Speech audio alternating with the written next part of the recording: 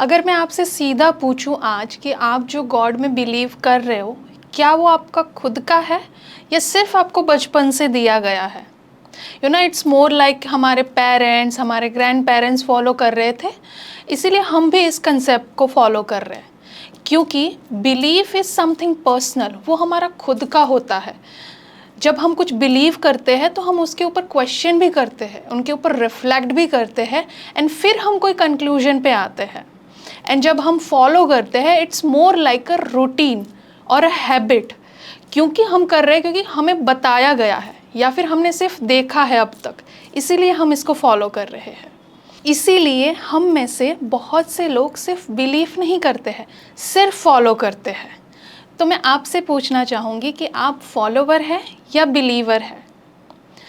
I am a spiritual person, I also come from a Hindu family, I believe in some superior power, but at the same time being a logical person, मेरे mind में भी ये question आते हैं कि अगर God है तो प्रूफ क्या है, एंड अगर गॉड नहीं है तो ये पूरी दुनिया को इतना प्रिसाइसली चला कौन रहा है। क्वेश्चन करना कोई गलत बात नहीं है, क्वेश्चन करना तो एक ग्रोथ का सिग्नल है। We live in India and India is often known for a rich in culture, festival and belief. Most of our people are believer. India is famous for rich in culture, festival and belief. 90% of Indian are believer. But at the same time, there's a small amount of people who don't believe in idea of God. And today, we are going to explore the another side of the conversation. Today's guest is identified as an atheist who don't believe in concept of God. So आज हम जानेंगे उनके perspective and उनकी बातें। Before we begin, मैं एक important बात clarify करना चाहूँगी। इस पॉडकास्ट का पर्पस किसी भी रिलीजियस बिलीफ को हर्ट करना नहीं है। आपका बिलीफ आपका अपना चॉइस है। हम यहाँ पे सिर्फ एक पर्सनल पर्सपेक्टिव की बात कर रहे हैं। Please listen this with open mind. So let's start and let's begin our conversation with welcoming our guest, Mr. Mayur Chauhan. Thank you so much, Viraji. Thank you for inviting on your podcast. Thank you. So, बात की शुरुआत से पहले जो आपने disclaimer दिया आपकी audience को, व्यूअर्स को, कि आप अपनी समझदारी से, अपने विवेक के साथ इस पॉडकास्ट को देखिए। ये बात सही है कि हमारा गोल किसी की पर्सनल सेंटिमेंट्स को हर्ट करना नहीं है। Yes. But at the same time I also think कि हमें लोगों को ये डिस्क्लेमर क्यों देना पड़ रहा है, क्योंकि किसी का individual opinion on their individual practices या वो क्या मानते हैं, वो मुझे लग रहा है किसी भी डेवलप नेशन में इतना फ्रीडम ऑफ एक्सप्रेशन होना चाहिए। That is one. सेकेंडली, हम किसी को इन्फ्लुएंस नहीं करना चाहते, हम हमारा एक पर्सपेक्टिव बताना चाहते हैं जिससे अगर लोग रेजोनेट करते हैं, उनको लगता है कि ये सही बात है, तो वो अपने आप चीज़ों को समझेंगे, एक्सेप्ट करेंगे। सिमिलर वर्ड जितना भी हम कंटेंट ऑनलाइन वर्ल्ड में देखते हैं, सुनते हैं, उससे काफ़ी सारी चीज़ें हम सीखते हैं। So it is just a kind of medium. उसके बाद अपना डिस्क्रिप्शन है सबका कि उनको क्या समझना क्या नहीं। Right? Yes, sir. So, totally agree. Good to know about this disclaimer part. तो जस्ट मुझे फील आया तो मैंने आपको बताया। Yes, sir. जी। So सर, शुरुआत करते हैं एक मेन एंड बेसिक क्वेश्चन से कि पहले तो आप एक एथिस्ट की डेफिनेशन बताइए कि बीइंग अ एथिस्ट एक्चुअली क्या होता है। जी। एंड ये जर्नी कैसे आपकी शुरुआत हुई? दो क्वेश्चन को मिक्स कर रही हूँ, बट ये जानना चाहूँगी मैं। सो एथीस्ट जो वर्ड है ना, it is opposite to theist. मतलब थीस्ट बेसिकली उसका जो एक लिटरल मीनिंग बनता है वो those who are a believer, right, in any sort of supreme power. So अगर आप एकेडेमिया से देखोगे तो एथिज्म का अलग अलग मीनिंग होता है, राइट। बट मैं कोई एकेडमिक स्ट्रॉन्ग बैकग्राउंड तो होल्ड नहीं करता हूँ इस सब्जेक्ट पे, टू बी ऑनेस्ट। बट जो मेरी अंडरस्टैंडिंग है, जो मेरा पर्सपेक्टिव है, कि आप किसी भी तरीके के जो सुपर नेचुरल पावर है या ऐसी कोई इमेजिनरी या ओमनीपोटेंट पर्सनालिटी में बिलीव करते हो जो पूरा ब्रह्मांड को, यूनिवर्स को मैनेज कर रहे हैं, तो उस बिलीफ को हम कहेंगे कि एक एथीज़म है। हालांकि हिस्टोरिकली इवोल्यूशनरी उसमें देखेंगे तो बहुत सारे अलग अलग बिलीफ रहे हैं एथीज़म को लेके, और द थीस्ट लोग कौन होते हैं। बट जो एकदम लेमैन अंडरस्टैंडिंग है, those who don't believe in that God kind of a concept, उसको हम एथिस्ट कहेंगे। मेरी नज़र में एक और पर्सपेक्टिव भी है कि anybody who questions thing based on the critical understanding about any supernatural thing, मैं उसको एक एथिस्ट की कैटेगरी में ही डालूंगा, क्योंकि वो एक फंडामेंटल क्वालिटी मैं मानता हूँ हर एक ह्यूमन बीइंग में होनी चाहिए। Sadly we don't see in our routine life, but atheism in very simple term those who challenge the concept of God, right, again. और मेरी ये जर्नी की शुरुआत कोई एक पर्टिकुलर दिन या मोमेंट से नहीं हुई है। It is an ongoing process, जहाँ पे आप जितनी चीज़ों को ऑब्जर्व करते हो, सुनते हो, पढ़ते हो, आप उस पर क्वेश्चन करते हो, आप उसके ऊपर एक आफ्टर थॉट लेके आते हो कि ये क्या है एग्जैक्टली, आपने जो सुना पढ़ा उसका एक्चुअली मीनिंग क्या है, on your own critical understanding. धीरे धीरे चीज़ों को आप डिकोड करते हो, धीरे धीरे आप चीज़ों की अंडरस्टैंडिंग डेवलप करते हो, एंड देन मुझे लगता है मोस्ट ऑफ द लोग मेरी बात से रेजोनेट करेंगे कि ज़्यादातर जो एथिस्ट लोग हैं वो पहले तो जो सुपरस्टिशियस चीज़ें होती है या जो हमारे रिलीजियन में जो रिचुअल बेस्ड चीज़ें होती है, राइट, प्रथाएं हमारी, उसको चैलेंज करते हैं। उनको लगता है ये गलत है, लेकिन फिर वो challenge has in what sir, क्योंकि ये थोड़ा वर्ड हैवी है। सो जैसे हमारी बहुत सारे रिचुअल्स होते हैं, हर एक धर्म के अपने अपने रिचुअल्स है, राइट, तो और उसका एक बहुत स्ट्रॉन्ग इन्फ्लुएंस रिलीजियन का हमेशा रहता है उसमें। सो मान लो आप आज से 200-300 साल पहले चले जाओगे या उससे पहले जाओगे तो ऐसी ऐसी प्रैक्टिसेस होती थी on the name of religion, जिसको आज के दिन में हम कुप्रथाएं कहते हैं, राइट, कि this are something cannot be accepted in any civilised society, but वो होता था on the name of religion, right. जैसे हमारे कल्चर में कहे तो जो सती प्रथा था, तो it was a very much a traditional, very famous practice, used to happen in a very bigger part of India, तो उस वक्त तो एक रिलीजन के साथ उसका एक स्ट्रॉन्ग एसोसिएशन देखा गया, लेकिन समय के साथ उसमें बदलाव आए। ऐसी आज भी हमारी बहुत सारी प्रथाएं होगी जिसको हमें लगता है यार ये अब ज़रूरत नहीं है, ये नहीं होनी चाहिए। तो शुरुआत सबकी कहीं ना कहीं जो हम रिचुअल्स होते हैं या बहुत सारी अंधश्रद्धाएं होती है ना, कि ये चीज करनी पड़ेगी, बाहर जाते पहले ये करो, या रास्ते से ये गुजर जाए, या जैसे बिल्ली का गुजरना, ये सब छोटी छोटी चीजें, सब अंधश्रद्धाएं है, राइट, लोग मानते थे सालों से और वो भी समय के साथ बदलती रही है। तो यहाँ पहले आप चेंज लाते हो, वो एक सुपरफिशियल लेवल है जहाँ पे आप अपने जो एक कंडीशनिंग है या जो आपकी एक सोशल बिलीफ बनी हुई है उसको चैलेंज करते हो। वहाँ से फिर ये दौर शुरू होता है और धीरे धीरे धीरे जो एक अल्टीमेट सोसाइटी की अंडरस्टैंडिंग होती है बेस्ड ऑन गॉड, राइट, कि there is someone or somebody who is managing this entire universe, right, फिर आप उस जगह पहुंचते हो और उसको क्रिटिकली देखना शुरू करते हो, and that needs lot of I say reading, at the same time आपका अपना एक सेल्फ एनालिसिस बहुत जरूरी है before coming to any conclusion. और मैंने पहले भी एक पॉडकास्ट में कहा था कि we have to always understand religion little bit. मान लो भगवान को या धर्म के ऊपर आपको कुछ भी क्वेश्चन करना है, बीट एनी रिलीजन, राइट, तो उसको पहले थोड़ा समझना, उसके नजदीक जाना जरूरी है। You can not discard it before, कि आपने उसको समझा ही नहीं, जाना नहीं और आपने पहले ही बोल दिया कि ये गलत है, that is wrong, right. So we have to understand that first. So मेरी जर्नी में भी यही हुआ है कि मैंने धीरे धीरे जो पहले आजू बाजू में जो छोटी बड़ी गलत चीज़ें मुझे लगती थी कि घरों में हमारी कुछ प्रैक्टिसेस होती है रूटीन में, वो सब देखा मैंने। फिर मुझे लगा पूजा पाठ होते हैं, अलग अलग धर्म की अलग अलग प्रैक्टिसेस होती है, तो आई स्टार्ट थिंकिंग कि ये सही में ये ज़रूरी है या ये ऐसा होना You चाहिए, started या questioning. क्वेश्चनिंग, कुछ के आंसर घर में मिलते थे, नहीं मिलते थे। फिर अब उससे आगे बढ़ते हो, कुछ किताब में पढ़ते हो, कुछ वीडियोस देखते हो, धीरे धीरे आप उस डोमेन में, उस पाथ पे शुरू करते हो अपनी journey, and then eventually you get to know. इसलिए I always say one thing कि आपको अगर थीस्ट रहना है, मतलब इन सिंपल टर्म अगर आप रिलीजियस हो या भगवान में मानते हो, तो आपको ज़्यादा मेहनत की ज़रूरत नहीं है, क्योंकि वो आपके दादा भी करते थे, पापा भी करते थे और आप भी कर रहे हो। उसमें यू इवन इलिटरेट पर्सन या जिसको कुछ भी समझ नहीं है, वो भी रिलीजियस हो सकता है। But when you want to become an atheist, आपको बहुत सारी इंफॉर्मेशन, नॉलेज चाहिए, क्योंकि now you have to question it.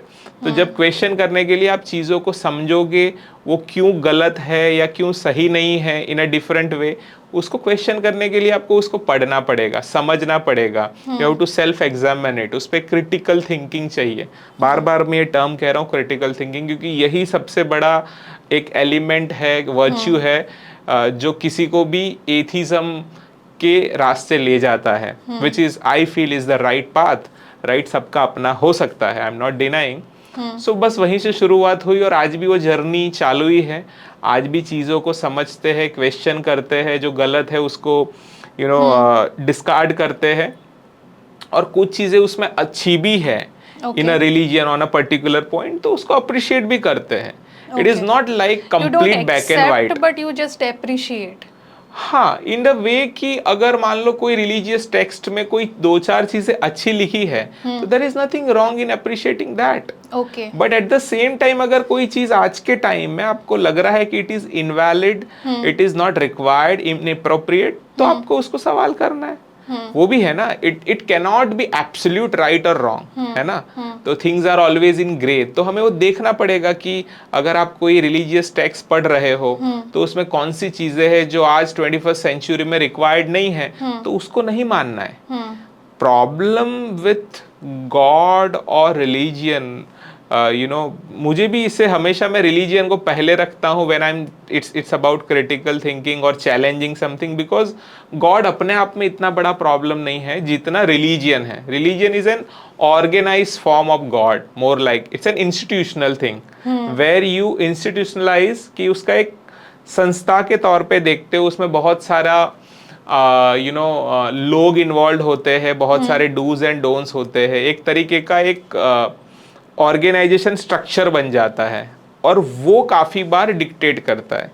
Eventually God as an concept अपने आप में कोई इतनी चीज़ गलत नहीं है, but when it comes with an form of religion, तो ऐसा देखा जाता है, अगर हम थोड़ा ग्लोबली देखें, तो वो फिर बहुत परेशान करता है, स्पेशली फॉर ह्यूमैनिटी, है ना। सो इट मीन्स कि ये आ गया कि फिर स्पिरिचुअलिटी आ गई, इसमें ऐड हो गई कि ठीक है, रिलीजियस को निकाल दे, एंड सिर्फ एक हम एनर्जी में या एक सुपीरियर पावर में अगर बिलीव कर रहे हैं, तो ऐसा नहीं है कि फिर आप एक स्पिरिचुअल पर्सन हो गए, या लाइक क्या है, इसको थोड़ा एक्सप्लेन करिए कि क्या एक एथिस्ट स्पिरिचुअल होते हैं या वो स्पिरिचुअल भी नहीं होते। ठीक है, समझ गए कि आपका बिलीफ रिलीजियस में नहीं है, या फिर वो कंसेप्ट में नहीं है, रिचुअल्स एंड एवरीथिंग उसमें नहीं है, बट एक एनर्जी में है, जस्ट कि okay there is an superior power exist, there is something beyond humans.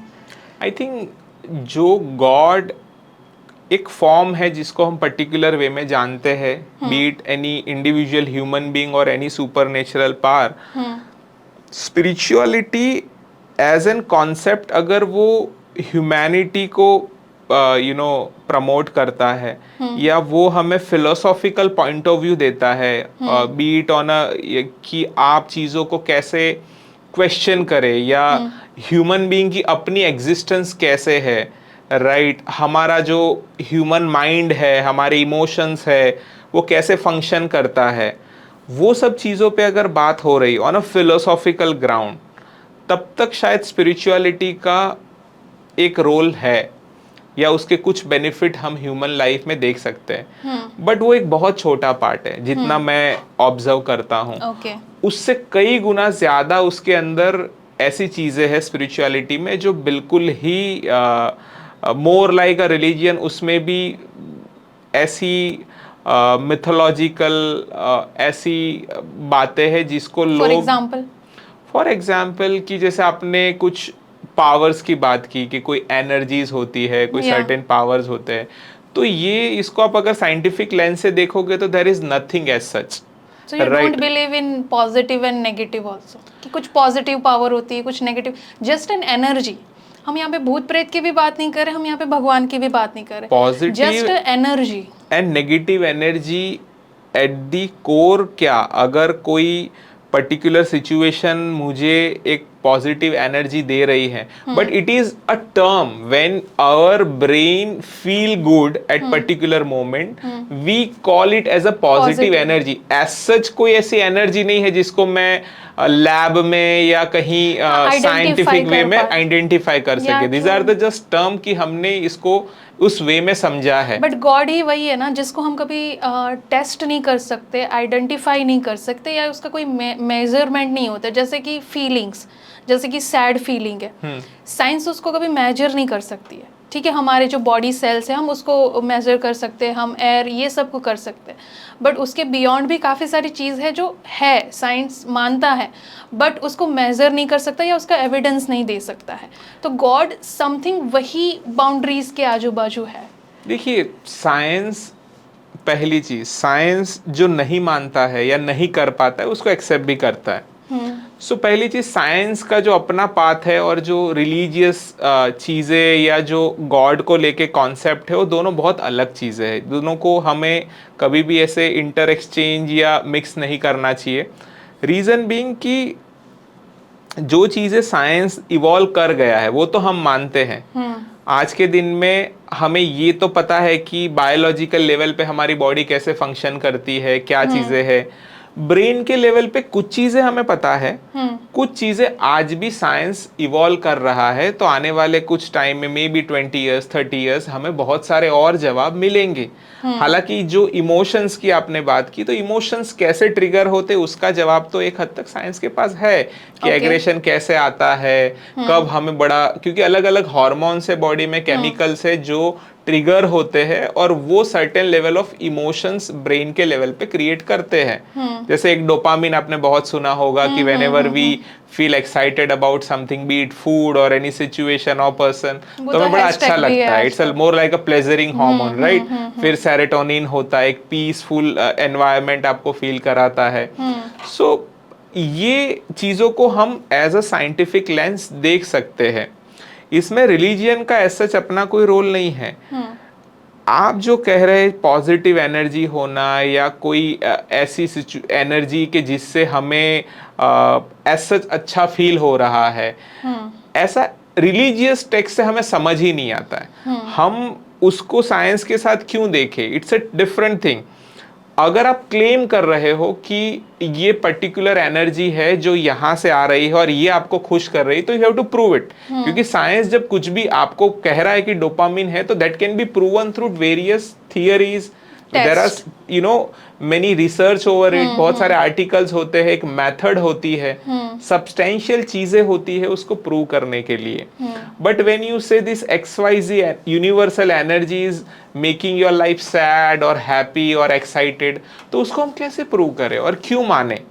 क्योंकि हमारे पास ऐसी कोई मेथडोलॉजी नहीं है। ये हो सकता है कि इंडिविजुअल ह्यूमन बीइंग की अपनी एक्सपीरियंसेस है, थॉट्स है, और वो चाहते हैं कि वो एक यूनिवर्सल लॉ बन जाए, मोर लाइक दैट।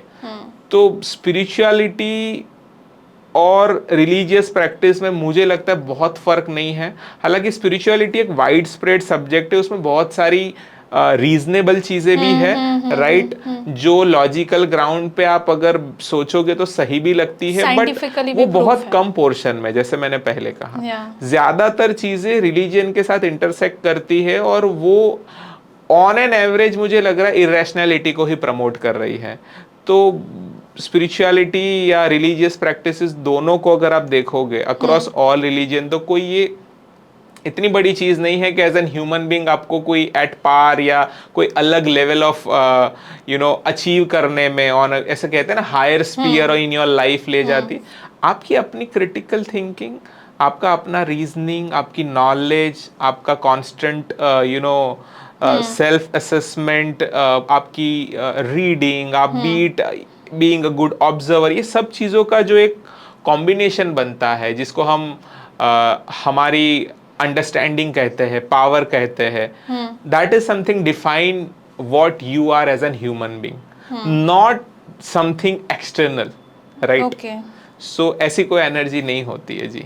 ओके सर, आपने बात करी being a human being, like इंसान हमारी लाइफ में हर दिन सेम नहीं होते हैं, चाहे आप रिलीजियस हो, स्पिरिचुअल हो या फिर एथिस्ट हो, लाइफ में अप्स एंड डाउन्स आते हैं।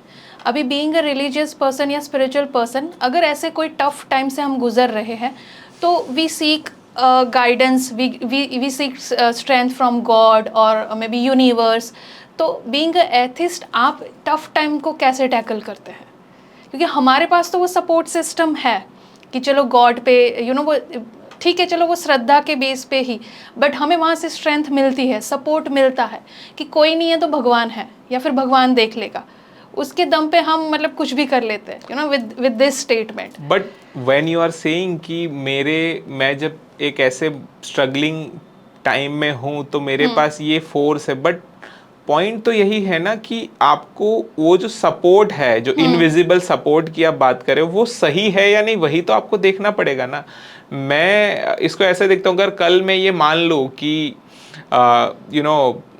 गौतम अदानी मेरे ताऊ है और वो सोच के मुझे हर रोज अच्छा लगता है कि यार कुछ भी मुसीबत होगी, कुछ भी प्रॉब्लम होगा ना, ताऊ जी है ना, but that's not the reality. So अगर मुझे सुन के अच्छा लग रहा है, वो सोच के अच्छा लग रहा है, that's fine, but that is not a reality. So you mean to say हम डिल्यूजन में, मोर लाइक दैट, क्योंकि anything which makes you happy but it is irrational makes you out of control. More like कि मान लो आप rash driving कर रहे हो, ठीक है, और आपको एक थ्रिल फील हो रहा है, लेकिन ये कोई सही तरीका तो है नहीं। It can easily cause an accident, right? It can take away your life, या किसी और को आप नुकसान पहुंचा सकते हो। तो क्योंकि वो मोमेंट पे आपको अच्छा लग रहा है, does not mean it becomes a sanity. आपको उसको पहले चैलेंज करना पड़ेगा। ऐसी तो बहुत सारी चीजें लोगों को, cigarettes, I am not against those who are doing, but of course that cause lot of harm to our body. तो बीट अल्कोहल, बीट स्मोकिंग और एनी रैंडम थिंग जो लोग करते हैं, तो वो उनको खुशी मिल रही है इसलिए वो करेंगे, तो सही नहीं हो जाती, राइट? सही तब होती है जब वो actual on a critical ground, जब हम उसको चैलेंज करते हैं, ऑब्जर्व करते हैं, और हमें लगता है कि हाँ ये आज के टाइम में ये वैलिड है, उसके ऊपर एक हमारा कंसेंट बनता है और हमें लगता है कि विच इज फेयर। और उसके लिए मुझे लगता है बहुत डीप चीजों की जरूरत नहीं होती, समटाइम्स बहुत सिंपल होता है। We make it complicate, right? Our thinking make it complicated. हाँ, क्योंकि क्या होता है, जब हम इमेजिनरी चीजों में चले जाते हैं ना, तो हम बहुत सारी स्टोरीज क्रिएट कर लेते हैं।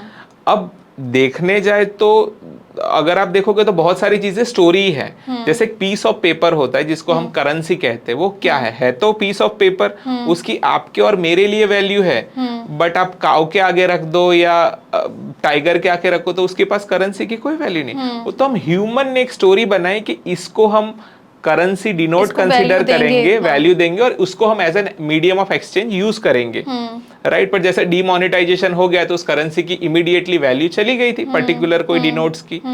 तो सिमिलरली ये जो हमने गॉड और ये सब कॉन्सेप्ट, ये स्टोरीज है, लेकिन करेंसी की स्टोरी और गॉड की स्टोरी में, दोनों में फर्क है। एक स्टोरी है जो ह्यूमन लाइफ को एक सिस्टम प्रदान कर रही, जिससे उसकी लाइफ को ईज मिले, कि करेंसी होगी तो चीजें एक्सचेंज हो पाएगी, एक्सचेंज ऑफ सर्विसेज होगी, एक्सचेंज ऑफ गुड्स होंगे, जिससे हमारी life as a society function कर पाएगी, just to survive and thrive on this planet.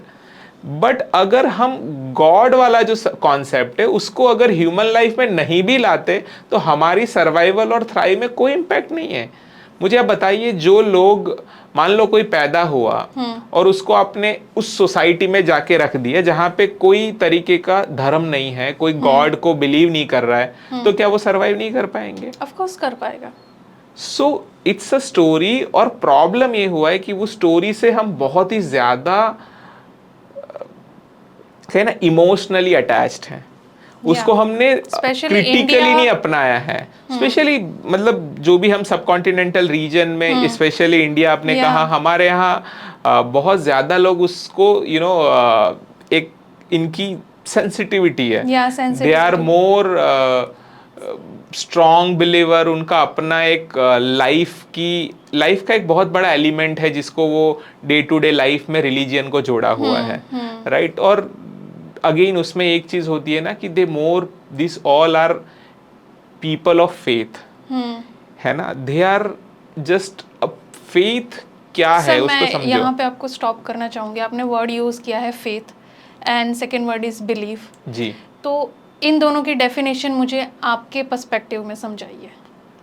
देखो, faith is an irrational thing, क्योंकि मैं किसी भी चीज में फेथ रख सकता हूँ, जो भी मुझे अच्छा लगता है, जो भी मुझे लगता है कि किसी तकलीफ से निकालेगा, या कोई भी चीज जो मुझे कुछ अचीव करने में हेल्प करेगी, या किसी भी तरीके, देखो human life is always have some और दी अदर स्ट्रगल, राइट। जब हम जंगलों में थे हमारे स्ट्रगल अलग थे, आज मॉडर्न सोसाइटी में हमारे स्ट्रगल्स अलग है, करियर है, रिलेशनशिप है, हेल्थ चैलेंजेस है, राइट। तो हमारे स्ट्रगल्स कुछ ना कुछ बने रहते हैं, और चैलेंजेस से अलावा अनसर्टेनिटी भी बहुत है कि कल रास्ते में जा रहा होगा, एक्सीडेंट हो गया, ब्रिज से जा रहा हूँ, ब्रिज गिर गया, अर्थक्वेक आ गया, कुछ भी हो सकता है जो बियॉन्ड माय कंट्रोल है, राइट। तो इस अनसर्टेनिटी और चैलेंजिंग एनवायरनमेंट में हमें कुछ बार कोई एक्सटर्नल फोर्स चाहिए जो हमें ये फील कराए कि you are safe, I am there to protect you, I am there to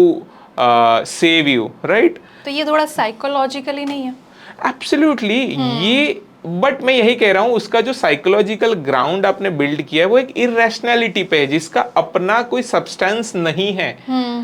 मैंने जैसे वो गौतम अदानी वाला आपको एनालॉजी दिया कि मुझे खुशी मिल रही है, मैं ऐसे प्रोटेक्टेड फील करता हूँ, अच्छी बात है, but fact of the matter is कि वो मेरे ताऊ नहीं है, अलग ही, हाँ, डिफरेंट है, रियलिटी कुछ अलग है, रियलिटी कुछ अलग है। तो मुझे खुशी मिल जाती है, तो खुशी तो मुझे बहुत चीजों से मिलेगी। मैंने कहा ना, मैं रैश ड्राइविंग करके भी खुशी पा सकता हूँ, but is it good thing? No, it can cause problem to the society. क्यों हमने ट्रैफिक रूल्स बनाए हैं? क्योंकि एक ह्यूमन सोसाइटी अच्छे से फंक्शन कर सके। देयर आर लॉज कि रेड पे रुकना है, ग्रीन पे जाना है, ये क्यों है? क्योंकि एक सिस्टम मेंटेन कर पाओ, उसका एक रीजन है। वो जो लॉज है, वो जो चीजें है, उसके पीछे एक रीजन है। बट ये जो रीजन है कि मुझे कुछ दिक्कत होगी तो कोई है जो मुझे बचाएगा, या कोई है जो मेरी मदद कर रहा है, अगर मेरी तरक्की हो रही है तो इनकी वजह से हुई है, ये सब स्टोरीज है जो हमारे दिल को एक दिलासा देती है, अच्छा फील कराती है, पर उसका कोई सब्सटेंशियल ग्राउंड नहीं है। तो अगर किसी को अच्छा लगता है तो करे, पर मुझे उससे प्रॉब्लम यह है कि यहाँ तक तो वो ठीक है, चलो आपकी मर्जी है, पर जब वो इन दी फॉर्म ऑफ रिलीजियन आता है और उसमें भी जब पॉलिटिक्स मिक्स हो जाता है तो ये बहुत ही डेडली कॉम्बो हो जाता है। फिर ये ह्यूमैनिटी के अगेंस्ट चला जाता है, तब जाके वो जो कॉन्सेप्ट ऑफ गॉड है ना, वो धीरे धीरे धीरे करके एक वायलेंट रूप ले लेता है, which goes against the humanity. और आप ग्लोबली देखिए और हिस्टोरिकल पॉइंट ऑफ व्यू से भी देखिए, जितने भी वॉर्स हुए हैं उसमें रिलीजियन का अपना रोल क्या रहा है। इनफैक्ट मैं आपको रीसेंट टाइम में कहूँ ना, तो आप सिर्फ इजराइल और ईरान वॉर पे ही देख लो। इसका एक तो जियोपॉलिटिकल रीजन है, लेकिन जो लोग जानते हैं, हिस्ट्री पढ़ी, उनको पता है कि इसमें रिलीजियस रीजन भी बहुत बड़ी वजह है आज जो भी between the Israel and Iran हो रहा है। तो ये प्रॉब्लम है, जब तक वो आपको अच्छा फील करा रहा था और आप उसमें एक आपकी पर्सनल एक रिलेशन था बिटवीन यू एंड गॉड, तब तक ये ठीक था। जब ये आपकी पर्सनल बिलीफ से जाके पब्लिक में आ गया तो वहां फिर वो प्रॉब्लमेटिक हो जाता है। फिर वो जितना बेनिफिट कर रहा है उससे ज्यादा वो नुकसान करता है, और यही हमने हिस्टोरिकली देखा है। मुझे जब तक, मैं ऐसे इन माय वर्ड कहता हूँ, जब तक रिलीजियन या गॉड आपके बेडरूम में है प्रॉब्लम नहीं है। जब वो सड़कों पे आ जाते हैं, इट बिकम्स एंटी ह्यूमन। तो ये हमें Please समझना explain है। that, sir. जब आप रिलीजियन को लाउड वे में पब्लिक स्पीयर में लेके आओगे तो वहां क्या होगा, there will be certain human जो उस रिलीजियन के नाम पे सोसाइटी को, ह्यूमन बींग्स को डिक्टेट करेंगे। वो हो सकता है कोई रिलीजियस अथॉरिटी है, हो सकता है वो कोई पॉलिटिकल फिगर है, क्योंकि जैसे हमने पहले कहा ना, वी इंडियंस आर, और नॉट ओनली इंडियंस, मुझे लग रहा है पुराने टाइम का यूरोप देख लो और आज भी कुछ यूरोपियंस है, या अमेरिकन्स देख लीजिए, या इवन ग्लोबल साउथ देखिए, लोग रिलीजन को लेके सेंसिटिव है, हम लोग कुछ ज्यादा है, और हमारे जो सेंटिमेंट्स है वो कुछ डीपली है। क्योंकि इसका एक साइकोलॉजिकल रीजन ये भी होता है, जितने ज्यादा आपकी लाइफ में चैलेंजेस होते इतने ज्यादा आप रिलीजियसली सेंटिमेंट होते हो, ये भी एक सच है। पर जो मेरा कहना था कि बेडरूम तक ठीक है, पर वो जब स्ट्रीट पे आता है तो वायलेंट हो जाता है, क्योंकि जब पब्लिक फॉर्म में, ओपन फॉर्म में जब रिलीजन आता है ना, तो उसमें पॉलिटिक्स होता है, उसमें सोशल अथॉरिटीज होती है, उसमें एक तरीके का भीड़ तंत्र बन जाता है, राइट? कि एक बहुत, मान लो 10,000 लोग हैं और वो एक तरीके की बिलीफ से जुड़े हुए, वो सच है या गलत है उस पर हम नहीं जाते, उनकी एक कॉमन बिलीफ है, कोई एक कॉमन चीज है जो 10,000 लोगों को जोड़ रही है। अब उस चीज को जो जोड़ रही है, वो जब तक वो अपने घर में रूम में था तो मान रहा था, उस चीज में प्रॉब्लम नहीं थी, पर जब 10,000 लोग को कॉमन जो चीज जोड़ रही है, उसका कोई पर्टिकुलर रिप्रेजेंटेटिव बोलेगा उस चीज के लिए आपको ये करना पड़ेगा, वो चीज खतरे में है उसके लिए आप ये करिए, वो जो चीज 10,000 लोग मान रहे हैं उसको बचाने का आपका धर्म है, तब और प्रॉब्लम है। आप समझ रहे? आपकी फियर, यस, आपकी इस बिलीफ का एक्सप्लॉइटेशन हो रहा है, मैनिपुलेशन हो रहा है, लोग आपको आपकी उस आस्था, फेथ से मैनिपुलेट कर रहे हैं। People are using in the name of God. हाँ, जैसे सिंपल वे में बोलते हैं ना, धर्म हमारी रक्षा करता है, लेकिन मॉडर्न डेज में ऐसा कहा जाता है हमें धर्म की रक्षा करनी है, तो ये तो पूरा डिस्कोर्स ही चेंज हो गया, right? That is also true. आप बिलीव क्यों कर रहे थे कि there is somebody in, you know, who manage the entire universe, वो मुझे बचाएगा। और ये शुरुआत उन दिनों में हुई थी विराज जी, आप उसको समझिए कि जब हम स्टोन एज में जाते, आज से करीबन 3-3,500 साल पहले, या इवन हम टिल मिडेवियल टाइम में देखेंगे, मॉडर्न एरा के जस्ट पहले भी देखे, वहां से सर स्टार्ट करिए कि इवोल्यूशन हुआ, वहीं से समझते हैं। हाँ, इवोल्यूशन हुआ हमारा, मतलब धीरे धीरे सोसाइटी डेवलप हुई, धीरे धीरे ह्यूमन स्टाइल जो हमारा रूटीन है, फूड डेवलप हुआ, एंड यू नो रोटी मकान ये सब डेवलप होने लगा। I got your point.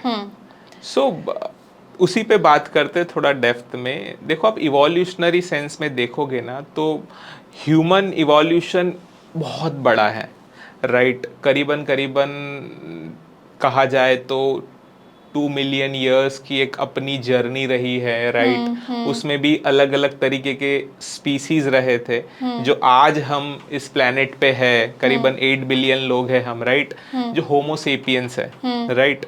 और कहा जाता है इथोपिया जो अफ्रीका में पड़ता है, वहां से निकले थे और फिर पूरी दुनिया में फैल गए, राइट?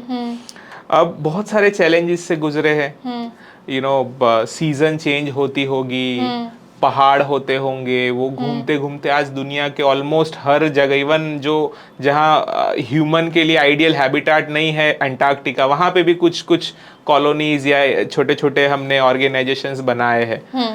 तो हम ऑलमोस्ट हर जगह पे है प्लैनेट पे। अब इस जर्नी में आप देखोगे कि यहाँ तक आने में जो रिलीजियन वाला पार्ट है वो बहुत ही छोटा है। इट इज मोर लाइक कि आप पूरा एक कैनवस है, उसमें आप एक छोटा सा ब्रश मार रहे हो, उतना छोटा पार्ट है, या तो एक पूरा व्हाइट बोर्ड है जिसमें आप एक डॉट बना रहे हो, उतना छोटा पार्ट है। कैसे? आप समझो कि 2 से 3 मिलियन ईयर्स की पूरी जो इवोल्यूशनरी हिस्ट्री है ह्यूमंस की, उसमें जो रिलीजियन आया है वो करीबन हम लोगों ने जब लैंग्वेज को डिकोड किया, जो कहा जाता है कि जब ओल्डेस्ट सिविलाइजेशन है मेसोपोटामिया, उस एरा में हुआ, करीबन आज से 6,000 साल के उससे पहले कुछ साइन लैंग्वेज हुआ करती थी, हंटर गैदरिंग पीरियड की बात करें जो स्टोन एज एरा हम कहते हैं, they used to communicate but that was a different form of communication. जो एक ऑर्गेनाइज लैंग्वेज होती है वो करीबन 5 से 6 हजार साल पहले हमने देखा कि उसके कुछ हमें एविडेंस मिलते हैं आर्कियोलॉजिकली। उसके बाद ही तो कोऑर्डिनेशन हुआ होगा, उसके बाद ही तो चीज़ों को हमने समझा होगा, कम्युनिकेट किया होगा, कुछ स्टोरीज बनी होगी, बातें एक्सचेंज की होगी। तो कहा जाता है उसी एरा में आफ्टर द लैंग्वेज इवोल्यूशन धीरे धीरे रिलीजियन आए हैं। तो आप सोचो वो कहानी सिर्फ 5-6 हजार साल की है, हम कब से है, करीबन 20-30 लाख साल का हमारा इतिहास है। सो 20-30 लाख साल में 5,000 साल तो कुछ भी नहीं है ना। उसमें भी जो डोमिनेंस है फॉर 2-3 जो बड़े रिलीजियन है वर्ल्ड में अभी, वो पिछले 200, 250 या 300 साल की देन है। हालांकि रिलीजियन 5,000 साल में देखा गया है, उसके ऊपर बहुत सारे वॉर हुए, लेकिन उसमें क्या था, बहुत सारे स्प्लिट्स थे। सो किसी भी आप क्रिश्चियनिटी देखो तो वहां पे उसकी जो शुरुआत है तो पहले छोटे छोटे कबीले हुआ करते थे, उनकी अपनी प्रैक्टिसेस थी। अगर हम इंडिया की बात करें तो इंडिया में भी बहुत सारे छोटे छोटे जिसको कहते हैं डेमी गॉड्स या मोर लाइक की लोग पेड़ की पूजा करना या हवा की पूजा करना या सूरज की पूजा करना, चांद, जो चीजें उनको नेचुरली दिखती थी उन सब चीजों में, तो उसका कोई पर्टिकुलर रिलीजियस फॉर्म नहीं था। It was a pure worship toward the God.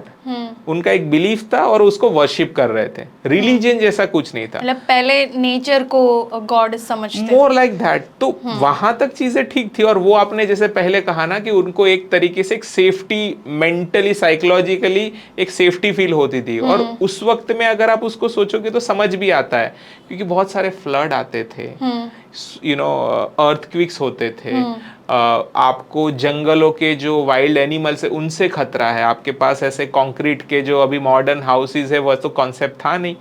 तो हमारी लाइफ कांस्टेंट सर्वाइवल में थी कि हम कब मर जाएंगे उसका कुछ नहीं पता, अगली सेकंड मेरे साथ क्या होगा एज अ ह्यूमन हमें नहीं पता था। हम बस शिकार करते थे, गुफाओं में चले जाते थे।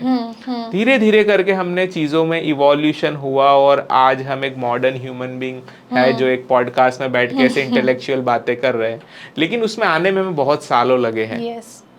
राइट। तो उस वक्त में अगर जब हम बहुत फियरफुल लाइफ जी रहे थे, तब हो सकता है कि हमें कोई पर्टिकुलर चीज, मान लो कि मैं डरा हुआ हूं और मैं सूरज के सामने देख के वर्शिप कर रहा हूं कि प्लीज सेव मी, तो तब तक ठीक था। एक 21st सेंचुरी में एक मॉडर्न ह्यूमन बीइंग को पता है कि सन हमारी लाइफ में कैसे हेल्पफुल है, वी नो कि उसके क्या फायदे हैं, लेकिन अब हमें इतना भी समझना चाहिए कि now it's a time I don't need to worship it. और देखो हर चीज है ना समय के साथ बदल भी जाती है। उसका बेस्ट एग्जांपल है कि one of the bigger empire अगर हम देखें हिस्टोरिकली तो रोमन का रहा, करीबन 400-500 साल की उनकी अपनी लेगेसी है। अब उस वक्त जो सबसे डोमिनेंट गॉड थे वो थे जुपिटर, मतलब लोग जुपिटर की पूजा करते थे। आज हम किसी को कहे कि यार करीबन 400-500 सालों तक यूरोप के लोगों ने जुपिटर की पूजा की, तो ऐसा लगा है ये जुपिटर कैसे भगवान, लोगों को फनी लगेगा। आज जो हम प्रैक्टिसेस कर रहे हैं वो 300-400 साल बाद, मान लो 24वीं सदी में या 25वीं सदी में बच्चों को पढ़ाया जाएगा तो वो भी हंसेंगे कि लोग ऐसी चीजों में मानते थे, लोग इस तरीके के गॉड में मानते थे कि उन्होंने किसी चीज को, किसी पर्टिकुलर रॉ मटेरियल को लिया, एक शेप दे दिया और उसकी पूजा करने लगे। They will be surprised. और प्रॉब्लम तब है जबकि आज हमारे पास साइंस है, आज हम इजीली समझ सकते हैं कि ये चीजें इरेशनल है, इसका कोई सब्सटेंशियल इसमें चीज नहीं है और ये चीजें सही में लॉजिकल है, फिर भी हम मान रहे हैं। आज से 500-600 साल पहले उतना access to information, access to science knowledge नहीं था, तो तब के लोग मान भी सकते थे। जैसे मैंने आपको एक बार ऑफ कैमरा भी बताया था कि नाइल के अंदर वहां की लड़कियों को फेंक देते थे जब बारिश नहीं आती थी, तो ग्रीस के लोग, अरे भाई वो लोग तो जाहिल थे, अनएजुकेटेड थे ना, उनको समझ नहीं आता था। हमें तो पता है कि बारिश कैसे होती है, सीजन कैसे चेंज होती है, हम क्यों ये सब मान रहे हैं? आज भी हमारी लाइफ में कुछ भी प्रॉब्लम होता है, बीट आज के दिन में सबसे बड़े चैलेंजेस तो हेल्थ को लेके होते हैं, लोगों को अनसर्टेनिटी है, कल क्या हो जाए, राइट? कुछ बीमारियां ऐसी है जो अगले सेकंड आ सकती है और आपकी जान जा सकती है। तो उसके रीजंस तो हमें पता है ना हमें, और कुछ चीजें हैं जो साइंस इवॉल्व हो रहा है तो अगले 20-25 साल में दे देगा उसका जवाब। लेकिन मुझे आंसर नहीं पता है, उसका ये मतलब नहीं होना चाहिए कि मैं गलत आंसर को सही मान लूं। That's the entire crux of the story, कि हमें साइंस ने कुछ जवाब दिए हैं, कुछ जवाब साइंस को देने बाकी है, पर जब तक वो नहीं दिए हैं तब तक हमने गलत जवाबों को सही मान लिया है। That's the problem. मतलब कल अगर साइंस ये प्रूफ करता है कि हाँ गॉड एग्जिस्ट करते हैं, देखिए साइंस का पहले तो कोई रोल नहीं है, साइंस के पास अपने बहुत काम है। उसका एक अल्टीमेट गोल है कि ह्यूमन लाइफ को ईज देना। आज साइंस अम्ब्रेला बनाता है तो उसके पीछे उसको पता है कि ह्यूमन बीइंग को घर के बाहर निकलना है बारिश में, तो अम्ब्रेला की खोज करेगा साइंस। साइंस को क्यों खोज करेगा कि गॉड है कि नहीं है? उससे ह्यूमन बीइंग की लाइफ में on a actual realistic level change क्या हो रहा है? आप बताओ, कल मान लो कल ही प्रूव हो गया कि देयर इज गॉड। आप जो पहले तो ऐसा कोई हमारे पास है ही नहीं, क्योंकि गॉड अपने आप में क्या है, अगर उस पे जाएंगे तो it's a different discourse. But पहले मैं आपसे पूछना चाहता हूं कि गॉड अपने आप में कोई ऐसा चीज नहीं है कि हम ह्यूमंस ने ही इन्वेंट किया है, इसलिए हमारे जितने भी गॉड है वो आप देखिए हमारे जैसे ही है। गॉड सर, आपने देखा कि कोई डायनासोर टाइप गॉड है? नहीं है। ऑल्सो सर मैं इसमें एक बात और ऐड करना चाहूंगी। आपने बोला गॉड हमारे जैसे ही है, बिल्कुल। एंड एक और ऑब्जर्वेशन है कि वो सारे मेल डोमिनेंट ही क्यों है? Okay, I get your point. हम हिंदू की बात करें तो ब्रह्मा विष्णु महेश, अगर हम मुस्लिम में बात करें तो प्रॉफिट मोहम्मद, हाँ, अगर हम क्रिश्चियन में बात करें तो जीसस, सो ऑन। तो सारे मेल डोमिनेट गॉड ही क्यों है? मतलब वुमेन्स कहाँ थी इस टाइम पे? देखिए ये इट्स आपका सवाल बहुत सही है, बट ऑल्सो सर ये जो हमारा सब कुछ लिखा है, स्क्रिप्चर एंड एवरीथिंग, चाहे हमारी हिंदू की, हमारी कोई रिलीजियस बुक ले लो, बाइबल ले लो, गीता ले लो, वो सारी मेल डोमिनेंट ने लिखी है। कह सकते हैं kind of, but before I come to on this topic, मैं आपको जो चीज़ कहना चाह रहा था ना, कि हम जो हमारे भगवान है बहुत सारे, उसमें चींटी के लिए भगवान कौन सा है मुझे बताओ? और चींटी के जो भगवान हैं फॉर एंट्स, वो चींटी जैसे दिखने चाहिए ना भाई। There are billions of species on this planet. हमारे पास तो एक अलग ही दुनिया है जो डीप सी लेवल पे है।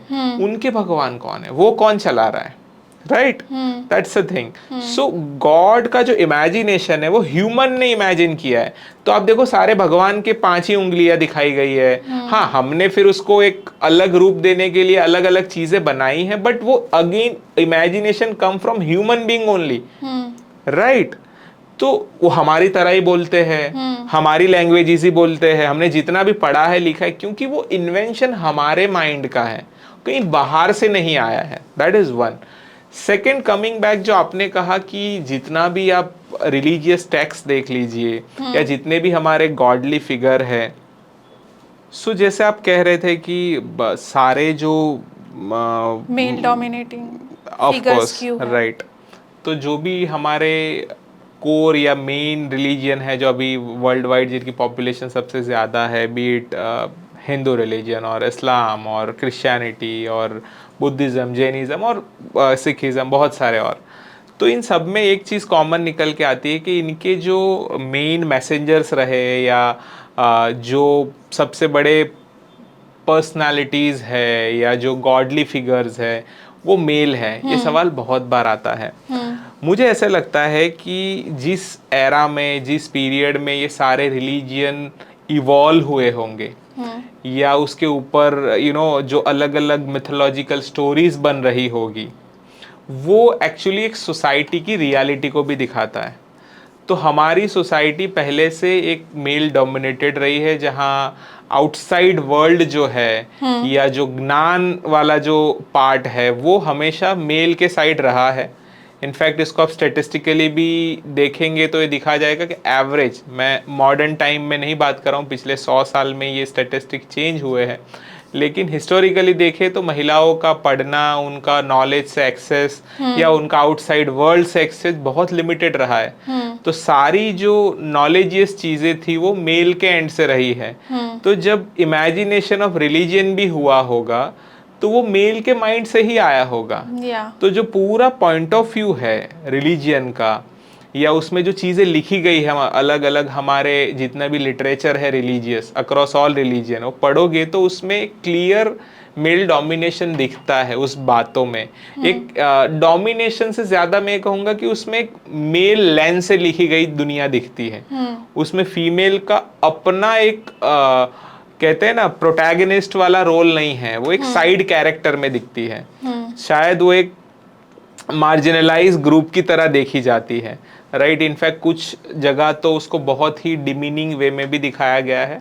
तो मैं डेफिनेटली एग्री करता हूँ कि अगर एक लाइन में कहा जाए तो ऐसा लोग कहते हैं कि all religions are anti woman, which is true, क्योंकि उनको कभी भी वो मेन लीड कैरेक्टर में देखा ही नहीं गया है। उनका रोल हमेशा मर्दों की सेवा करना, घर को चलाना, बच्चे पैदा करना, उनको बड़े करना, एक तरीके से जो ह्यूमन लाइफ को नर्चर करना in a way as a family unit, बस वो रोल दिखाया गया है। वो लीड करेगी, वो चीज़ों को डोमिनेट करेगी, वो प्रॉस्पर करेगी, नॉलेज, इनोवेशन, या एक वॉरियर की तरह लड़ाई, अपना पैशन, ये सब चीज़ों में फीमेल को दिखाया नहीं गया, which is a wrong thing I guess. जो आज हम मानते हैं मॉडर्न सोसाइटी में कि इक्वालिटी होनी चाहिए अक्रॉस ऑल जेंडर, वो नहीं है। रिलीजियन अक्रॉस ऑल रिलीजियन वो बहुत मिसिंग रहा है,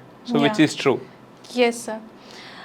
सर जब बात करते हैं एथिज्म की तो हम काफ़ी पॉडकास्ट देखते हैं। हमारी एक फेमस पर्सनालिटी है जावेद अख्तर जी, जो कि मैंने अभी रिसेंटली देखा था, वो एक बुक के बारे में बात कर रहे थे। आई होप आपने वो बुक ज़रूर पढ़ी होगी, गॉड डिल्यूजन जी, जो कि एक बहुत फेमस राइटर की है जी।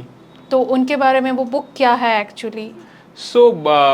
रिचर्ड डॉकिंस की बहुत सारी किताब, जो ऑथर है गॉड डिल्यूजन के, हालांकि मैंने वो पूरी किताब नहीं पढ़ी, पर मैं रिचर्ड डॉकिंस का पर्सनली इस जो पूरी जर्नी है एथिज्म की, उनको मैंने काफ़ी सुना है।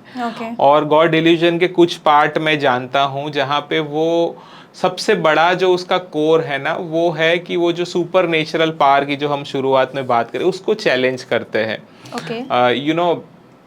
वो ये कहते हैं कि हमारी जो इवोल्यूशनरी पैटर्न रही है, गॉड की जो खोज है, डिस्कवरी है हमारे माइंड में, वो वहाँ से आई होगी कि जो हमारा माइंडसेट है। जैसे कि आप देखो सोसाइटी में एक चीज़ देखी जाती है कि एल्डर को रिस्पेक्ट करो। अब ये रूल अदर स्पीसीज में नहीं है, एनिमल्स में नहीं देखा जाता है कि आप एल्डर्स को रिस्पेक्ट करो, बट ह्यूमन सोसाइटी में देखा जाता है कि कोई जो आपसे उम्र में बड़ा है, आप में किसी तरीके से स्किल सेट में बड़ा है, पावर में बड़ा है, उसको रिस्पेक्ट दो। तो ये जो नोशन है उसी का ही एक हायर वर्जन है गॉड की खोज, कि हमने ही देखा कोई एक सुप्रीम पावर, जैसे घर में जो होते हैं ना, हमारे एक ग्रैंडफादर होते हैं, वो is the head of the family, तो उसको सब रिस्पेक्ट करते हैं, राइट। उसी का ही एक अपग्रेडेड वर्जन है मुझे लग रहा है गॉड, और वही रिचर्ड डॉकिंस ने गॉड डिल्यूजन में बताया है, राइट। फिर वो बहुत सारी इरेशनैलिटी जो हमारे अंदर है उसको चैलेंज करते हैं, राइट। और वो स्ट्रांगली मानते कि गॉड ए ह्यूमन माइंड की अपनी ही इनोवेशन है, और उनकी जो हमारे चैलेंजेस रहे इवोल्यूशनरी, उसको हम कैसे एक तरीके से एक एक्सटर्नल सपोर्ट के थ्रू, हम बोलते हैं ना, हमारे सर्वाइवल के लिए ईज दे। जैसे मेरे मम्मी का एक डायलॉग होता है कि बेटा कोई जब डूब रहा हो ना, तो वो छोटा सा जो तिनका होता है ना, घास का छोटा रूट्स, उसको भी पकड़ लेता है। हालांकि उसको पता है इससे कुछ होगा नहीं, मैं डूबने ही वाला हूँ, फिर भी उसको पकड़ता है राइट वो इसलिए है क्योंकि हम ह्यूमन या any species on this planet is choose survival over anything, है ना। और ऐसे भी कहते थे कि पूरा यूनिवर्स चलता है सर्वाइवल ऑफ द फिटेस्ट के ऊपर। तो हमें जब हमारा सर्वाइवल इंश्योर करना था, हमने जंगली प्राणियों से तो सर्वाइवल कर लिया, हम जंगलों से बाहर आ गए, लेकिन फिर भी जो कुछ चैलेंजेस थे हमारे, उसका आंसर हमारे पास नहीं था। और उसी दौरान हमने गॉड की खोज करी है। और रिचर्ड डॉकिंस का जो अब आपने कहा, उन्होंने गॉड डिल्यूजन में और उसके बाद बहुत सारी किताबें लिखी है इसी चीज़ को, जो हमारी ये जो क्रिटिकल थिंकिंग है, जहाँ हम मानते हैं कि कोई ओमनीपोटेंट फिगर है godly which run the entire universe, जबकि ये रियलिटी नहीं है। इसमें मैं एक छोटी सी चीज और ऐड कर दूं कि बहुत बार ये सवाल बहुत लेमैन टर्म में ही बताता हूँ कि बोल लोग कि पूरा संसार चला कौन रहा है। आपके भी माइंड में आता है विराज जी कि संसार चला कौन रहा है? इसका सिंपल आंसर है, देखिए कोई ऊपर ऐसा कोई बड़ा सा लैपटॉप लेके नहीं बैठा है कि जो पूरा कैलकुलेशन एक शीट बनाए और डिसाइड कर रहा है, अच्छा आपने इतने अच्छे कर्मा किए, आपने इतने बुरे किए, आपको ये बना दूं, ये बना दूं, आपका ही पुनर्जन्म, नया जन्म। ऐसा कुछ नहीं होता। It is again all just, जैसे हमने इंटरनेशनल बॉर्डर बनाए, हमने डेमोक्रेसी बनाई, हमने कॉन्सेप्ट ऑफ मनी बनाया, वैसे ही हमने ये सारे कॉन्सेप्ट भी बनाए जिसमें स्वर्ग, नर्क, जन्नत या जहन्नुम या हेल या हेवन, ये सारे कॉन्सेप्ट हम ह्यूमंस की अपने दिमाग की ही सोच है या उसकी उपज है। अब बात है कि भाई चला कौन रहा है? तो देखिए एक कंपनी होती है, एक ऑर्गेनाइजेशन है, वो कौन चलाता है? फॉर एग्जाम्पल हम माइक्रोसॉफ्ट की बात करें तो वो डू यू थिंक कि माइक्रोसॉफ्ट को कौन चला रहा है? उनका सीईओ। बट क्या अकेले? CEO, manager, workers, helpers. That's the right answer. बहुत सारी चीजें रन करने के लिए अगर मैं सिर्फ बिल गेट्स को बोल दूं कि he is the one who run the entire show, ऐसा नहीं होता। कल अगर वो गुजर भी जाएंगे then still Microsoft will run, somebody will come into that position and the entire organization will run। तो बहुत सारी चीजें होती है ना, वो सेल्फ ड्रिवन होती है। जैसे कि हम यूनिवर्स की बात करें तो इसमें कई तरीके के गैसेस है, माउंटेन्स है, रिवर्स है, ट्रीज है, प्लांट्स है, हमारे पास ओशन के अलग अलग स्पीसीज है, लैंड के स्पीसीज है, और कई तरीके के ऐसे स्पीसीज है जो अभी हम जानते भी नहीं है। तो ये सब सेल्फ ड्रिवन है, उसके ऊपर कोई संचालक नहीं है। जैसे कि एक स्कूल है, तो स्कूल को कौन चलाता है? अगर जैसे मान लो यूनिवर्स को स्कूल समझ ले तो हम ये कहेंगे प्रिंसिपल चला रहा है। नहीं, टीचर, स्टूडेंट्स, प्रिंसिपल, प्यून, वो बिल्डिंग बनाने वाला, सिविल कॉन्ट्रैक्टर, वो डस्टर बेचने वाला, वो पेन बेचने वाला, वो स्टेशनरी बेचने वाला, वो सब मिलके, और वो जो गार्जियन है जो बच्चे को हर रोज रेडी करके भेजते स्कूल में, ये सब मिलके एक इकोसिस्टम है जिससे एक स्कूल बनती है। वैसे हम जो जी रहे हैं तो उसमें पहाड़ों का, नदियों का, हवाओं का, हर चीज का अपना एक रोल है और उसके साथ हम एग्जिस्ट करते हैं। तो ये नेचर हमारे लिए नहीं है, हम नेचर का एक पार्ट है। Understood, right. तो कभी भी अगर ऐसा सवाल आए ना तो इसका एक ही आंसर है कि नेचर को कोई नहीं चला रहा है। It runs on its own, स्वयं संचालित जो हम बोलते हैं ना हिंदी में, it runs on its own. There is no one individual और something which drive this entire thing. जी, ओके। ऑल्सो सर, जब हम बुक की बात कर रहे हैं तो एक और बुक्स बड़ी सामने आती है, भगत सिंह, एंड उन्होंने एक बुक लिखी थी जेल में जब ये फ्रीडम फाइट चल रही थी। तो वो बुक का आप थोड़ा सा हमें ग्लिप दीजिए कि वो बुक क्या थी, क्योंकि भगत सिंह भी एक एथिस्ट ही थे एंड उन्होंने एग्जैक्टली एक बुक लिखी है कि व्हाई आई एम एथिस्ट। सो उस पर बहुत डेप्थ में नहीं जाऊंगा, इतना ही कहूंगा कि everyone should read that book. The book name is why I am an atheist, Hindi में मैं नास्तिक क्यों बना। आपने सही कहा, जेल के अंदर उस दिनों में भगत सिंह ने किताब लिखी, और भगत सिंह की जो हमारी इमेज है कि एक स्ट्रॉन्ग यंग इंडिविजुअल जिसने ब्रिटिशर्स के सामने बहुत एग्रेशन के साथ फाइट की, वो एक मेरी नज़र में एक बहुत छोटी साइड है। उससे कई बड़ी जो उनकी इमेज है ना, वो एक critical, knowledgeable, super rational human being की है इन माय व्यू। उन्होंने ऐसी ऐसी चीज़ें उस किताब में बताई है जो सही में हमें लिटरली फोर्स करेंगी to think on a critical ground. जैसे हम सब मानते हैं ना कि there is someone who is like a God who run the entire universe. तो अगर कोई, उन्होंने बहुत सही कहा है उस किताब में, मैं शब्द से नहीं कह रहा हूँ बट उसका जो मीनिंग है वो कह रहा हूँ कि अगर कोई इस संसार को, इस ब्रह्मांड को चला भी रहा है तो उनको इस गरीबों का, किसानों का, मजदूरों का, ये जो लोग परेशान हो रहे हैं, जिनका शोषण हो रहा है, ये दुख नहीं दिखता है क्या? और वो तो हम आज भी देख रहे हैं। इवन इन 21st सेंचुरी हम देख रहे हैं कि दुनिया में कितना अमानवीय, इनह्यूमन बिहेवियर हो रहा है। तो मैं भी पूछ रहा हूँ ना कि भाई अगर ये सब हो रहा है तो भगवान क्यों ये सब चीज़ें फिक्स नहीं कर रहे हैं, राइट? सो आई थिंक बहुत ज़्यादा स्ट्रॉन्ग क्रिटिकली चैलेंज कर दी है। ये उन दिनों में लिखी गई है जब वो जेल में थे। और एक इंसिडेंट तो यहाँ तक मुझे याद आ रहा है कि उनके फादर थे who used to be a religious person, और उन्होंने उनको कहा भी था कि अब, क्योंकि उनको कैपिटल पनिशमेंट थी कि भाई तुम इन सब चीज़ों में थोड़ा बहुत अपनी जो फेथ है उसको प्रैक्टिस करो, but he was very much strong on his thoughts। उनको लगता था कि नहीं, जो मेरे विचार है वही सही है। और आखिरी सांस तक वो जो रिलीजियन या जो गॉड का जो कॉन्सेप्ट है उसके अगेंस्ट थे और उसी पे रहे। इनफैक्ट जब उनको आखिरी मरते वक्त जब पूछा गया कि आपकी आखिरी इच्छा क्या है, तो उन्होंने एक जो फेमस रिवॉल्यूशनरी थे रशिया के, लेनिन, राइट, उनकी किताब पढ़ने को कहा।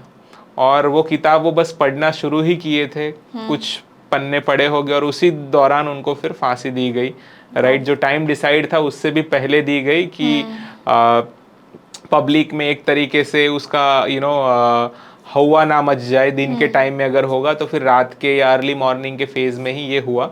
बट टू अंडरस्टैंड कि he was not only that aggressive freedom fighter, he was a very much at the age of 23 वो एक जेन्युइन जीनियस थे मेरी नज़र में, जिसने लाइफ को बहुत अर्ली बहुत अच्छे से समझा। और जितने भी हमारे जो एक फ्यूडल माइंडसेट होता है जहाँ सामंतशाही होती है और जो अमीर या जो वर्चस्ववादी लोग हैं उनका डोमिनेंट होता है, राइट, उसको कैसे चैलेंज करना है, राइट? समाज में जितने भी लोगों का शोषण हो रहा है उनके हक में उन्होंने बहुत सारी बातें कही। और उसी को चैलेंज करते हुए उन्होंने कहा कि फिर तो दुनिया में गॉड जैसा कॉन्सेप्ट ही क्यों है? अगर इतना शोषण है, राइट? तो सबको कहूंगा, ये मेरा अपना पर्सपेक्टिव है, what I have understood from the book.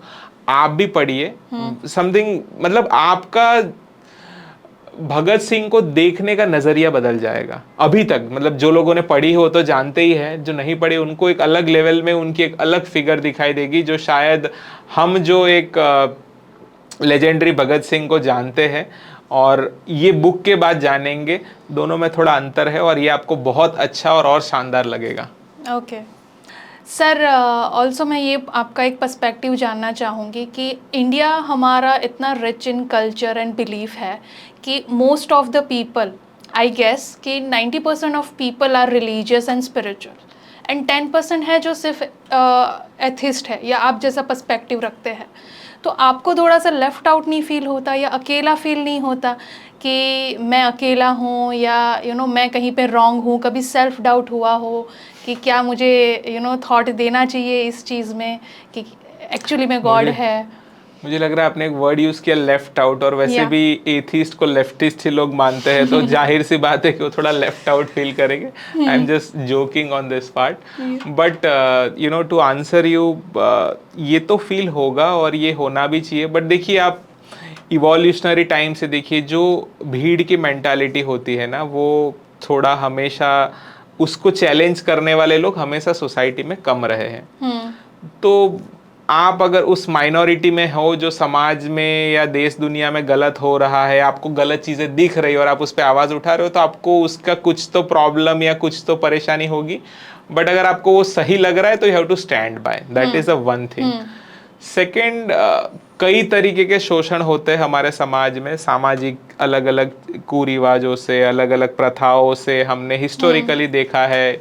हमने वो राजाओं वाला एम्पायर देखा है, फ्यूडल सोसाइटी देखी है, फिर हमने उपनिवेशवाद जहाँ पे ब्रिटिश एरा देखा, और हमने कई तरीके के, दिल्ली सल्तनत हो, मुगल एम्पायर, एक पूरी हिस्ट्री है हमारे, अलग अलग बाहर से लोग आए, तो शोषण तो हुआ है। फिर हमने घरों में भी अलग अलग तरीके के शोषण देखे हैं हमारे, राइट, क्योंकि एक पेट्रियार्की अपने आप में प्रॉब्लम है जो बड़ा अलग सब्जेक्ट है। लेकिन जो रिलीजियस वाला पार्ट है वो भी एक तरीके से ह्यूमन सोसाइटी का कहीं काफी हद तक शोषण ही करता है। लेकिन उसकी एक अच्छी चीज भी ये है कि ये हमारी लाइफ का बहुत बड़ा हिस्सा नहीं है। कि अगर मैं ये मानता हूं कि अब पूरे दिन में 24 घंटे हैं, उसमें से हिंदू हो, मुसलमान हो, सिख हो या कोई और धर्म का इंसान हो, उसको रिलीजियस प्रैक्टिस करता है दिन में 20 मिनट, 25 मिनट, आधा घंटा। बाकी के 23 साढ़े 23 घंटे तो हम सब सेम ही है ना, राइट। तो इवेंचुअली अगर आप जिस शहर में रह रहे हो उसका ड्रेनेज का प्रॉब्लम है, या आप जो रोड पे जा रहे हो रोड खराब है, या तो जिस स्कूल में आपका बच्चा पढ़ रहा है उस स्कूल का टीचर नहीं है, या आपके वहाँ की गवर्नमेंट हॉस्पिटल है वहाँ पे पूरी फैसिलिटीज नहीं है, तो ये तो कोई पर्टिकुलर एक रिलीजन फेस नहीं कर रहा है। ये चैलेंजेस तो हम सब as a citizen, as a human being face कर रहे हैं। तो रिलीजियस हो सकता है वो जो आइडेंटिटी मेरी है एज एन एथिस्ट, वो मुझे कुछ जगह पर लगे, बट मुझे लगता है वो मेरा एक एथिस्ट और एक रिलीजियस के बीच में एक छोटा सा कनेक्शन है। तो हो सकता है आधे घंटे की हमारी लाइफ अलग है एक धार्मिक इंसान की और नास्तिक की, बट बाकी के 23 या साढ़े 23 घंटे की सेम ही है। Got it. जी सर, एक लास्ट क्वेश्चन पूछना चाहूँगी कि जब हम बात करते हैं गॉड और इफ क्वेश्चन करते हैं गॉड पे, तो साथ ही साथ हम ऐसे दूसरे लोग भी हमारे रह चुके हैं, जैसे कि बुद्धिज़्म, जी, लॉर्ड बुद्धा, ऑल्सो ओशो, जी, तो उनका कंसेप्ट आपके लिए कहाँ तक एक्सेप्टेबल है? इसका मैं आंसर यही दे सकता हूँ, मैंने शुरुआत में कहा था कि religion is a problematic thing, any religion. God अपने आप में इतना प्रॉब्लमेटिक नहीं है, राइट। आप चाइना का एग्जांपल देखो, हालांकि चाइना एक ऑथोरिटेरियन गवर्नमेंट है, तो मैं पॉलिटिकल साइड से बात नहीं कर रहा हूँ, मैं रिलीजियस साइड से देखूँ तो चाइना में भी गॉड बिलीवर है कुछ लोग, बट रिलीजियन वहां पे बैन है। तो religious practice, yes, in China, right, specially after Mao Zedong. तो थोड़ा हिस्ट्री आप पढ़ना चाहिए, it is also very interesting. So to answer that, God अपने आप में प्रॉब्लम नहीं है, बट जब वो एक इंस्टीट्यूशनलाइजेशन होता है, एक रिलीजियन के फॉर्म में जब गॉड आते हैं, तो वो काफी बार देखा गया है कि वो प्रॉब्लमेटिक हो जाता है। जब हम बुद्धा को या अभी हम करंट फिगर में ओशो को देखें, या इवन एकदम लेटेस्ट में हम देखें आचार्य प्रशांत भी है जो यूट्यूब पे बहुत सारा ये लोग पहले तो they are human beings just like you and me, and more they were a philosopher.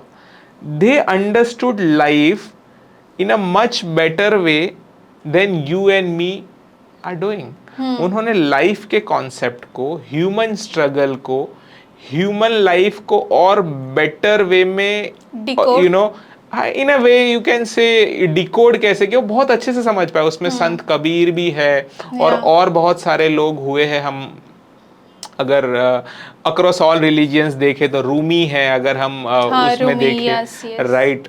अगर हम क्रिश्चियनिटी में देखें तो मार्टिन किंग ल्यूथर हुए जिन्होंने प्रोटेस्टेंट की शुरुआत की और उन्होंने उस चर्च के और वो डोमिनेशन के एक्सपोज किया।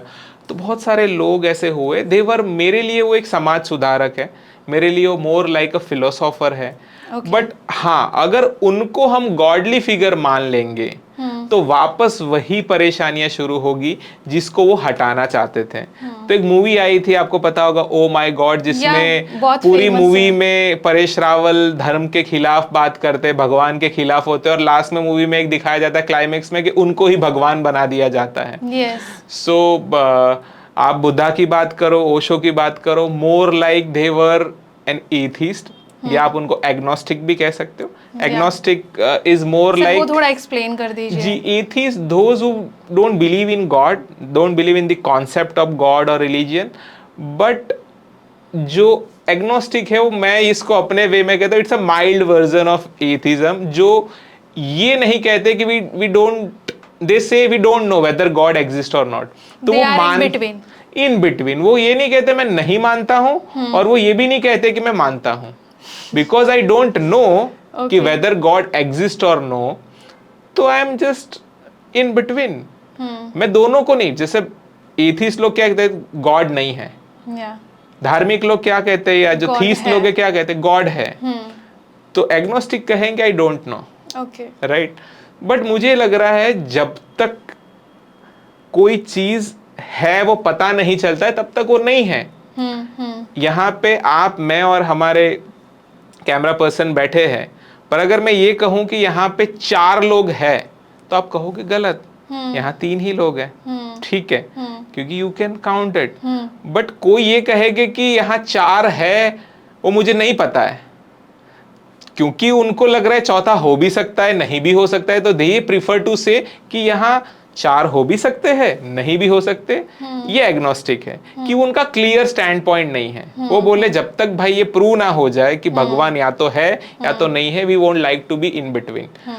पर एथिज्म और आप एग्नोस्टिक को more like they are sailing in the same boat, they don't believe in the concept of God as such. But मुझे लग रहा है कि एथिज्म को थोड़ा ज्यादा रैडिकल देखा जाता है और agnostic is more on a liberal stand है, क्योंकि जो हमने पहले बात किया ना, रिलीजियन या God is a sentiment, is an emotion.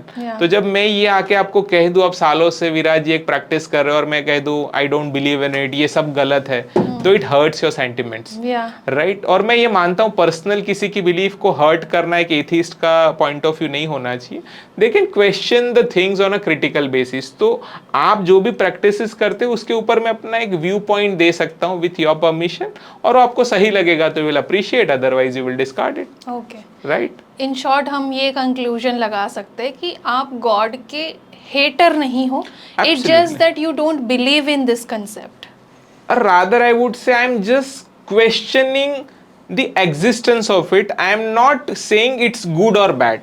Okay. I am more interested in knowing कि does it exist, और अगर नहीं है तो फिर मैं क्यों इतने सालों से सदियों से प्रैक्टिस करके, that is a more relevant question. Right, क्योंकि जब हम गुड एंड बैड में जाते हो बहुत डिस्कोर्स है कुछ, क्योंकि रिलीजियन की अपनी कुछ अच्छी चीजें भी होती है, बुरी भी होती है, तो वो एक बहुत बड़ा डिबेटेबल सब्जेक्ट है। मुझे लगता है कि फर्स्ट हमारा फोकस होना चाहिए गॉड का एग्जिस्टेंस, और दूसरा अगर उसमें कुछ अच्छी चीजें हैं, अगर हम रिलीजियन की बात करें उसके टेक्स्ट की, तो वो हम हमारे ह्यूमन लाइफ की जो हमारी रोजमर्रा की जिंदगी उसमें प्रैक्टिस करें, और जो अब है लगता है अब रेलेवेंट नहीं है, राइट, उसको हम ना प्रैक्टिस करें। That's a more sensible way and sanitable way to go ahead. Yeah, and at the end we all are human beings. That's the truth. So my father always say मानवता से बड़ा कोई धर्म नहीं है। Actually, so everything should be based on humanity. और religion अगर humanity को support कर रहा है, ठीक है, but when it goes against the humanity, challenge it, question it. Yeah, true sir, true. So आज हमने बहुत सारी बात करी सर, एंड पर्सनली मुझे आज बहुत कुछ जानने को मिला। मेरे लिए भी काफ़ी ज़्यादा अब न्यू पर्सपेक्टिव मुझे मिला है, न्यू थॉट्स मिले हैं जो कि मैं आगे चल के सोच सकती हूँ, आई गेस हमारे व्यूवर्स को भी काफ़ी कुछ जानने को मिला होगा। सो thank you so much sir ये कन्वर्जेशंस के लिए, ये टाइम, आपके टाइम के लिए थैंक यू सो मच। बस आखिरी में एक ही लाइन कहूँगा कि किसी को भी गॉड में मान रहा है, नहीं मान रहा है, या वो नास्तिक है या नास्तिक बनने के राह पे है, जस्ट थिंक, बस सोचो, क्योंकि जो चीज आपके सामने आ रही है as a story, as a concept, as somebody जो आप सालों से कंडीशनिंग हो, बस सोचो उस पे, धीरे धीरे धीरे आपको सब जवाब मिलेंगे, और वो जवाब से ही फिर आप चूज कर लेना कि अब आपको थीस्ट रहना है या एथिस्ट रहना है। That sums up everything. Thank you so much for inviting on your channel and podcast, and looking forward to have more episode on this part. Sure sir, I would love to sir. Thank you. I hope आप सभी को आज का conversation पसंद आया हो, and अगर पसंद आया हो तो please like, share and subscribe ज़रूर करिएगा।